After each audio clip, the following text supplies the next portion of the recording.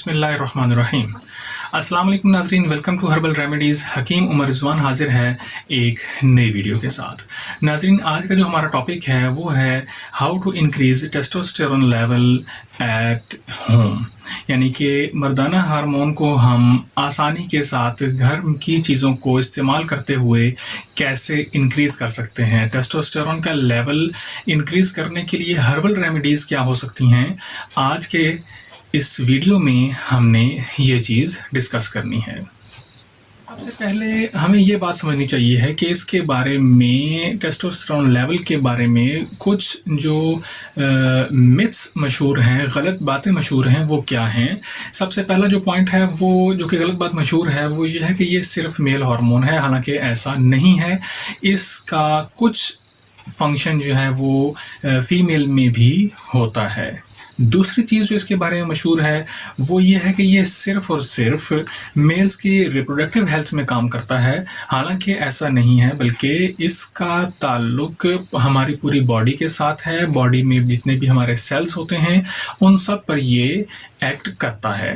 इसका जो स्टार्टअप है वो शुरू होता है हमारे सर से। हमारे सर में एक सेंटर है जिसको हाइपोथैलेमस कहा जाता है। वहाँ से ये हार्मोन जो है रिलीज़ होता है और बॉडी के डिफरेंट ऑर्गन्स पर जाकर ये एक्ट करता है, डिफरेंट ग्लैंड्स पर एक्ट करता है, वहाँ पर ये रिलीज़ होता है, लेकिन माइन्यूट क्वांटिटी में ये रिलीज़ होता है। इसके बाद हम आते हैं कि मेल्स में जो टेस्टोस्टेरोन्स का बेसिक हब है वो क्या है, वो टेस्टिकल्स हैं। टेस्टिकल्स में ये रिलीज़ होता है और उसके बाद बॉडी के तमाम सेल्स पर ये असरअंदाज होता है। मर्दों में इसकी मिकदार ज़्यादा होती है, ज़ाहिर सी बात है, क्योंकि ये एक मेल हार्मोन इसको कहा जाता है और इसकी क्वांटिटी मर्दों में ज़्यादा होनी चाहिए है।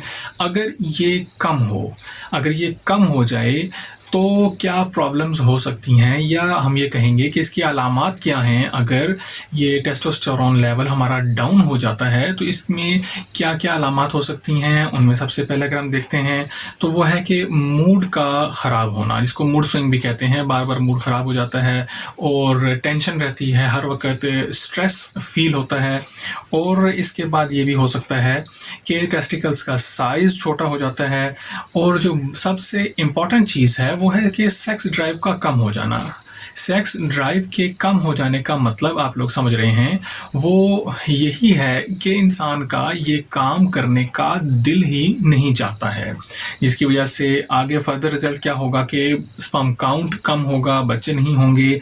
और सीवियर केसेस में ये भी देखने के आया है कि बाल बहुत ज़्यादा गिरना शुरू हो जाते हैं और इसके साथ साथ कमज़ोर हो जाते हैं। ये सारी वो प्रॉब्लम्स हैं जो कि टेस्टोस्टेरोन के लेवल के मुनासिब मिकदार से कम होने की सूरत में ये मसाइल पेश आ सकते हैं।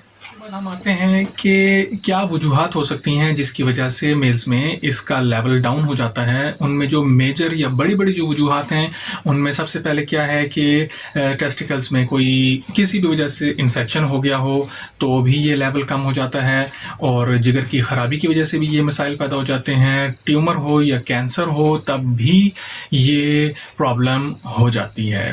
और इसके बाद जो बात ये है कि अब आप ये पूछें कि कैसे पता चलेगा, तो सीधी सी बात है कि हमें इसका ब्लड टेस्ट करवाना चाहिए है। ब्लड टेस्ट हम करवाएंगे, डिफरेंट तरह के इसके टेस्ट होते हैं जिसके ज़रिए से हमें आइडिया हो जाता है कि कितना इसका लेवल है। आमतौर पर अगर हम देखते हैं तो इसका मुनासिब मिकदार में जो लेवल है वो 300 से 1200 तक इसकी एक मुनासिब जो क्वांटिटी बताई गई है मेल्स में वो होनी चाहिए है। अगर इससे कम है तो इट मीन्स कि टेस्टोस्टेरोन लेवल हमारा डाउन है।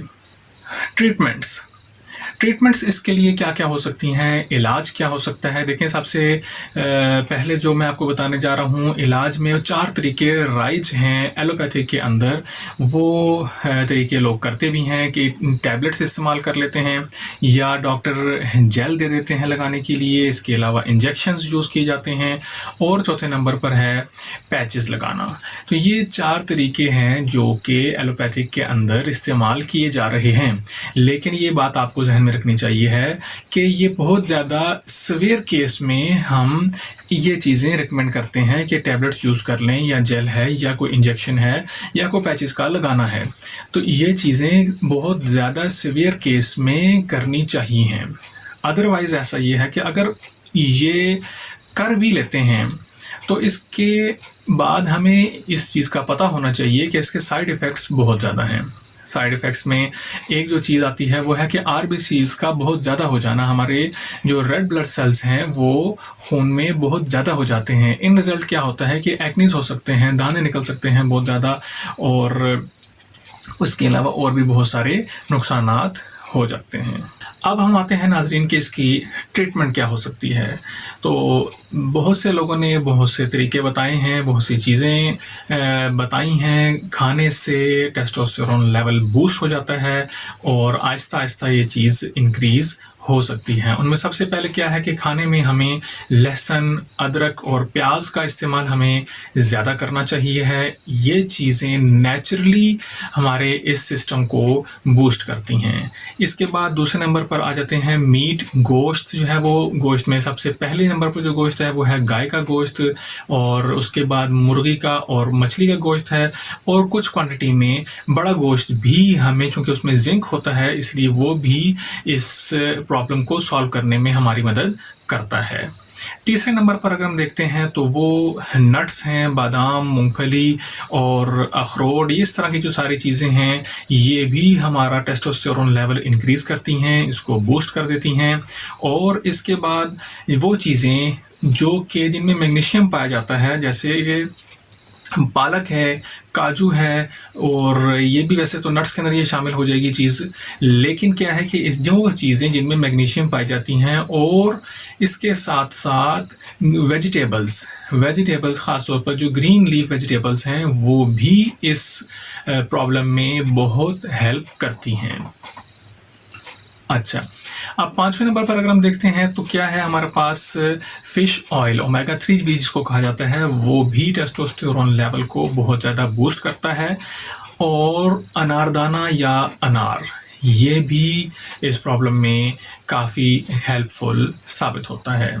ये सारी बातें जो हमने पॉइंट्स जो गिने हैं, तकरीबन 7 या 8 चीज़ें आपने सुनी हैं, ये सब बातें खाने पीने से रिलेटेड हैं। इसके साथ साथ जो इम्पोर्टेंट रोल अदा करती है चीज़ वो है एक्सरसाइज। डेली बेसिस पर, रेगुलर बेसिस पर अगर हम एक्सरसाइज करते हैं तो भी इससे टेस्टोस्टेरोन लेवल पर इफ़ेक्ट होता है, फ़र्क पड़ता है, इंक्रीज़ होता है। हाँ, बहुत ज़्यादा हैवी एक्सरसाइजेस हमें नहीं करनी चाहिए हैं, उससे वीकनेस भी हो सकती है। ख़ास तौर पर वो अफराद जिनको ये प्रॉब्लम ऑलरेडी है, जिनको ये प्रॉब्लम ऑलरेडी फील होती है, तो उनको हैवी एक्सरसाइजेस नहीं करनी चाहिए हैं। नॉर्मल एक्सरसाइज ज़रूर करें। और इसके अलावा जो पहले भी बाज़ लोगों ने कमेंट्स में पूछा है, वो ये कि जो लोग जिम जाते हैं उनको ये प्रॉब्लम होती है या नहीं होती है। तो नाज़रीन, यह बात हमें समझनी चाहिए है कि जिम का या किसी भी एक्सरसाइज का इसके साथ इस तरह का ताल्लुक़ नहीं है कि हम उस प्लेस को गलत कहना शुरू कर दें कि जिम में जाने से ऐसा होना शुरू हो जाता है। ऐसा हरगिज़ भी नहीं है। हाँ, जिम में जाकर कोई ऐसी एक्टिविटी की जाए या कोई आपको इस किस्म के सप्लीमेंट्स के नाम पर स्टेरॉइड्स खिला देता है, तो ऐसी सूरत में ये प्रॉब्लम क्रिएट हो जाती है। इसके साथ साथ फिज़ियोलॉजिकल स्लीप का होना बहुत ज़रूरी है। हम एक्सरसाइज करते हैं लेकिन हम प्रॉपर तरीके से अपनी नींद पूरी नहीं कर रहे हैं, तो भी ये प्रॉब्लम क्रिएट हो जाती है या हो सकती है। और जिनको ये प्रॉब्लम है तो उनको लाजमी तौर पर 7 से 8 घंटे रेस्ट ज़रूर करना चाहिए है। आखिर में एक और बात है इम्पॉर्टेंट, वो ये है कि आपने वैसे ही टेस्ट करवाया है और टेस्ट करवाने के बाद पता चला है कि टेस्टोस्टेरोन लेवल डाउन है, कम है, मर्दाना हार्मोन कम पाए जा रहे हैं, लेकिन आप अपने आप को हर तरह से फिट महसूस करते हैं, किसी किस्म की कोई प्रॉब्लम नहीं है, कोई वीकनेस फील नहीं हो रही है, आपकी परफॉर्मेंस ठीक है, तो ऐसी सूरत में किसी किस्म की कोई ट्रीटमेंट करने की ज़रूरत नहीं है। आप बिल्कुल फिट हैं। ये नेचुरली भी बाज़ औक़ात ऐसा होता है कि इसका लेवल बाज़ लोगों में डाउन होता है, ठीक है? अगर लेवल डाउन है और बहुत सी अलामात पाई जा रही हैं, आप वीकनेस फ़ील कर रहे हैं या वीकनेस नहीं भी फ़ील कर रहे हैं, आपकी परफ़ॉर्मेंस में फ़र्क आ रहा है, तब तो रिक्वायर्ड है, ट्रीटमेंट करवानी चाहिए है। लेकिन अगर इस किस्म की कोई प्रॉब्लम नहीं है आपको, सिर्फ़ टेस्ट में उसका लेवल डाउन आया है, तो आपको किसी किस्म की कोई ट्रीटमेंट, कोई इलाज करनी नहीं चाहिए है। नाज़रीन, ये एक बहुत बड़ा टॉपिक था जिसको मैंने अपनी तरफ से कोशिश की है कि आसान अल्फाज में, मुख्तसर अंदाज में आपको बताया जा सके जिससे आपको फ़ायदा हो। ये 7 से 8 चीज़ें मैंने जो आपको बताई हैं ये नेचुरल हैं, इसमें किसी किस्म की कोई मेडिसिन शामिल नहीं है। टेस्टोस्टेरोन लेवल हमारा इससे इंक्रीज़ हो सकता है। इसमें जिस तरह की न्यूट्रिशन पाई जाती हैं, चीज़ें जो पाई जाती हैं इसके अंदर, वो काफ़ी हेल्पफुल हैं, इंसान को इससे फ़ायदा होता है। और आम रूटीन में भी ये चीज़ें हमें अपनी डेली डाइट में शामिल रखनी चाहिए हैं।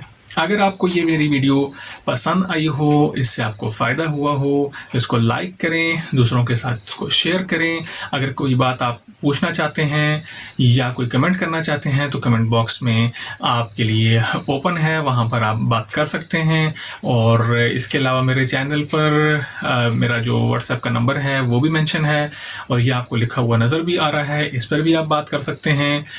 इसके अलावा जिन्होंने मेरा चैनल सब्सक्राइब नहीं किया है उनसे गुजारिश है कि चैनल मेरा सब्सक्राइब करें। और हर्बल रेमेडीज़ में फ़िलवक्त इतना ही। हकीम उमर रिज़वान को इजाज़त दें। अल्लाह हाफ़िज़।